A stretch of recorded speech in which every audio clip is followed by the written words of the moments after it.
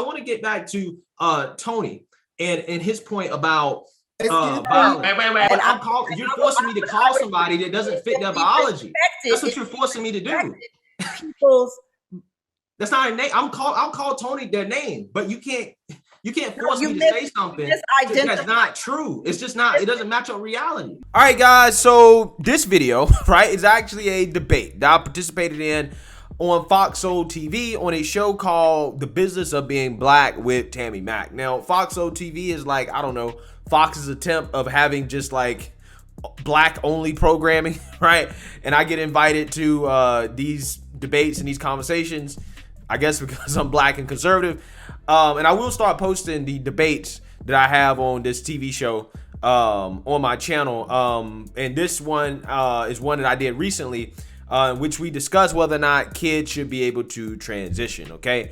Now, I want to go ahead and just kind of get into the debate so that you guys can see kind of what the conversation was like and whatnot, and, you know, listen to it and enjoy it or whatever.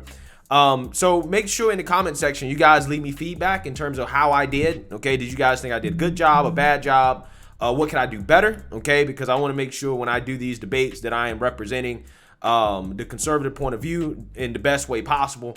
So again, I am looking for feedback, and I hope that you guys enjoy the show. Welcome to Business of Being Black with Tammy Mack. I'm Tammy Mack, and according to NBC, most estimates say that about 2% of high school students in the United States identify as gender diverse. To put that in perspective, that is about 1 out of every 50. But what are they doing with this gender diversity? Are they fully transitioning from one gender to another, socially transitioning? And are children old enough to decide whether they should transition from one gender to another? Let's get down to business. Please welcome artist and community cultivator, Never Ending Nina. Hi, Nina. Hello. Thank you for having me again. Welcome back. P-Valley actress and trans activist Tony Bryce is here. Hi, Tony. Welcome. Thank you. Thank you for having me. Dr. Raphael Usher on board. Hi, Dr. Usher. How you guys doing today? Thanks for having me on board. And the host of Black Conservative Perspective, Greg Foreman, is with us as well. The first question that we'll kick off with is why? Why should Black people care about children transitioning from one gender to another? Dr. Usher, kick this off. Well, this is why it's important, because one of the things that we need to understand about children transitioning from one gender to another is understanding that, number one, we're dealing with children.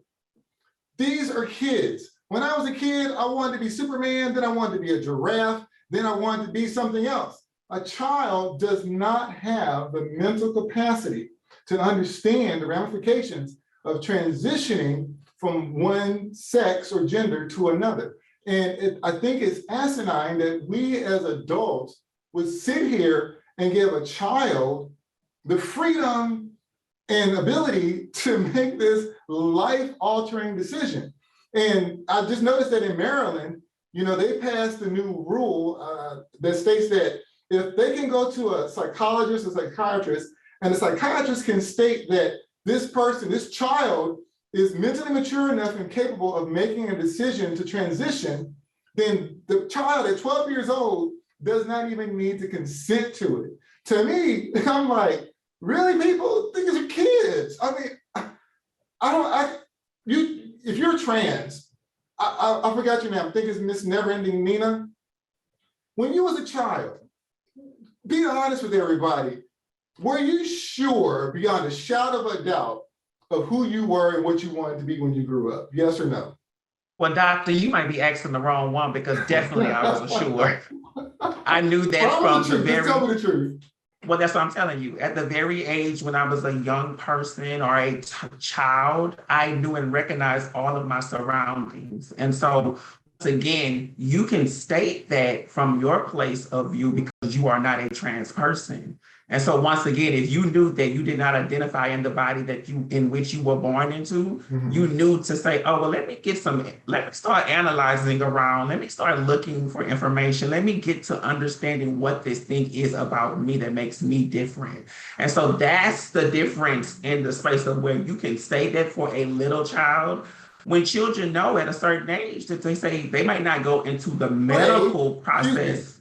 I'll let you talk. Let me talk. Go ahead, talk. So in that space, it's not necessarily saying that they go through the medical process. That's far down the line. But what they also are saying is that give that child their own autonomy of their body to actually go through that process with their parents and their guardians. It's not saying, oh, I'm at 5 and I recognize that I'm trans. Get me on the table. No, we're not saying that at all. It's just saying allow that child and that family to have those decisions and make those things for that child and that family, not you, Doc.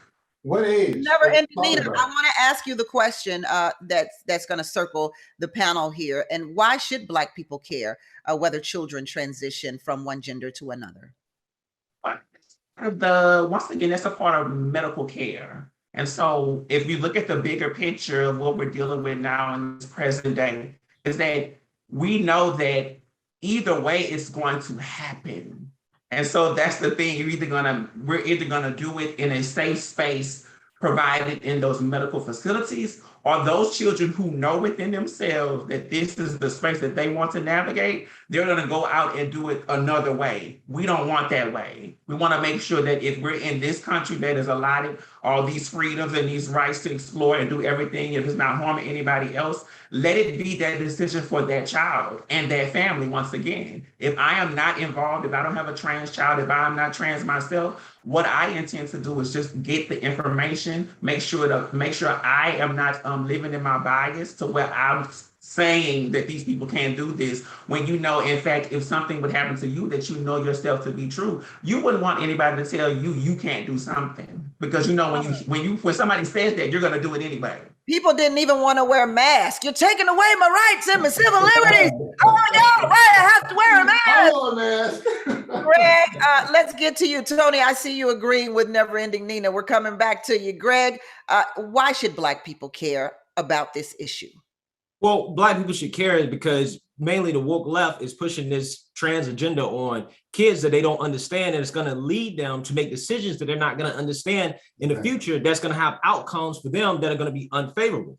I mean, for example, there was a study from the Karolinska Institute that found that people who underwent sex reassignment were 19 times more likely to commit suicide. That's ultimately where you're going to push these kids to if you're pushing this stuff on them at a young age. And what Miss Nina is saying here is simply not backed up by the facts. She has an anecdotal example using herself to say, well, I knew exactly what I wanted to do and what I wanted to be as a kid, but that's just not true for most kids. As according to the International Review of Psychiatry, 80% of those seeking clinical care will lose their desire to identify with their non-birth sex. So most of these kids, they will grow out of this stuff. But see, the problem is that this agenda is so hideous that they say, oh, well, it's just social transitioning. That's where they start.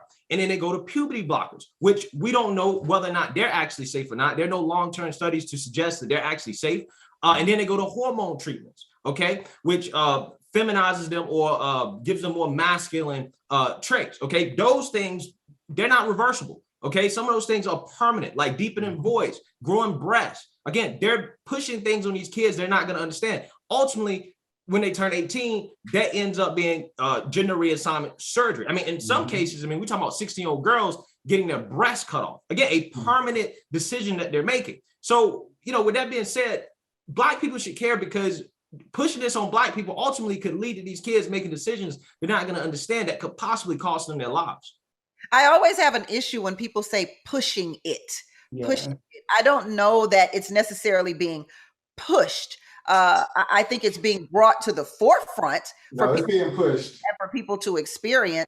I don't know about pushing, and a lot of what you're saying is suggesting pray the gay away a little bit.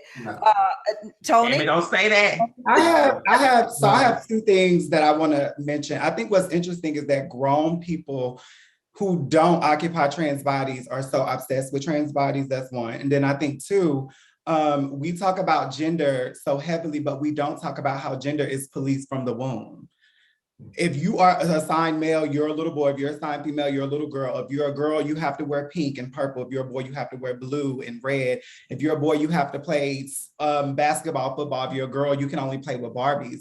And the fact that everybody's saying, let kids be kids, let kids be kids. And that's true. I agree with let kids be kids, but with that comes the freedom to be and express however they feel, however they desire and feel. And we don't even allow them to do that because every gender is so policed from the womb.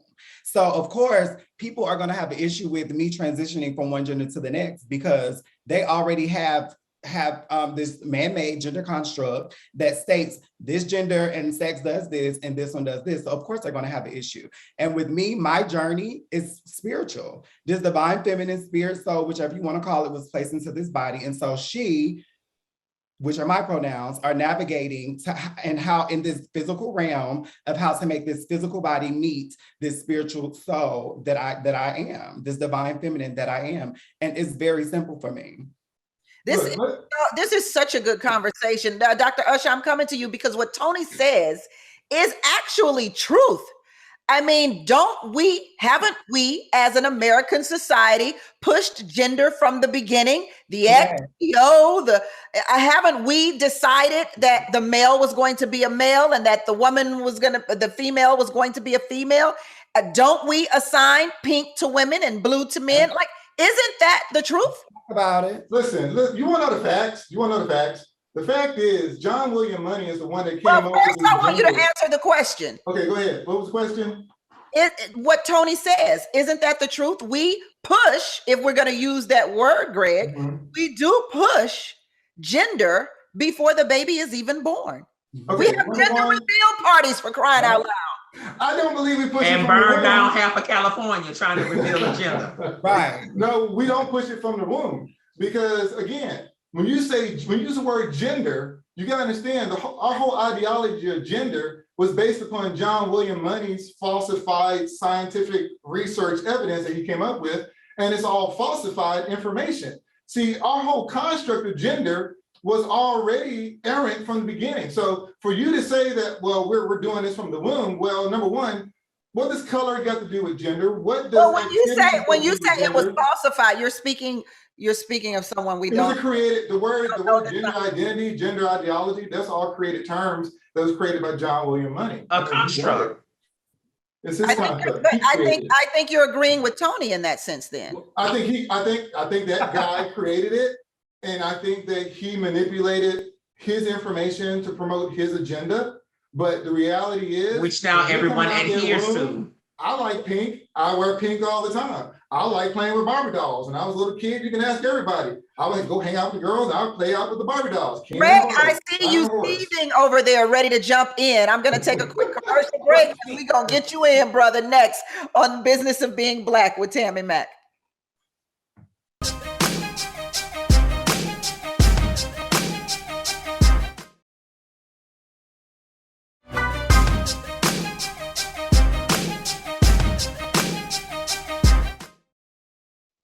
Welcome back to Business of Being Black with Tammy Mack. And today, the business of being Black is, should children be allowed to transition from one gender to another? Please welcome artist and community cultivator, Never Ending Nina, P-Valley actress and trans activist, Tony Bryce, Dr. Raphael Usher, and the host of Black Conservative Perspective, Greg Foreman. Greg, I know you wanted to get into that conversation when we headed into commercial break, so go for it.